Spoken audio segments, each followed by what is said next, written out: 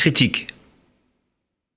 Bon, la critique, c'est la chose la plus universelle qui soit. C'est la chose la plus partagée au monde parce que chacun a un avis sur tout. La critique, c'est évidemment un jugement, une appréciation. Mais dans l'imagerie populaire, la critique n'est jamais positive. D'ailleurs, si on est obligé de préciser qu'il y a une critique positive, c'est que le sens premier du mot critique n'est pas positif. En réalité, chacun trouve que ce que les autres font n'est pas bien, et ce que lui fait est extraordinaire. Jules Renard a dit « la critique est aisée » et le critique dans l'aisance. C'est facile de critiquer.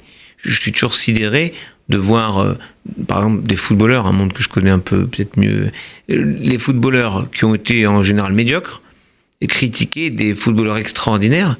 Et c'est valable d'ailleurs dans tous les domaines.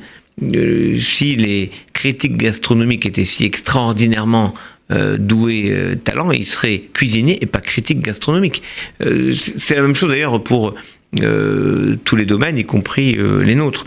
Je crois que toute action, et ça il faut l'accepter, toute action est sujette à critique. C'est-à-dire que s'il n'y a pas de critique, c'est dangereux. Parce qu'il n'y a pas de remise en question. On le voit dans le rouleau d'Esther, lorsque Mardochée est aimé de tous au début de l'histoire. Mardochée, il est juste Monsieur Mardochée, qui est un grand d'Israël, mais il n'a pas de responsabilité opérationnelle.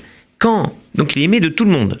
Dès qu'il accepte de reprendre la place de Haman et de devenir le vizir du royaume des 127 provinces de Perse, Ratsouille, les Rov et Rav, il est agréé par la majorité de ses frères. C'est-à-dire qu'entre-temps, il a pris des options, il a fait des choses, et donc il a essuyé la critique. C'est le propre de tous. Sachez que même Moïse a été critiqué.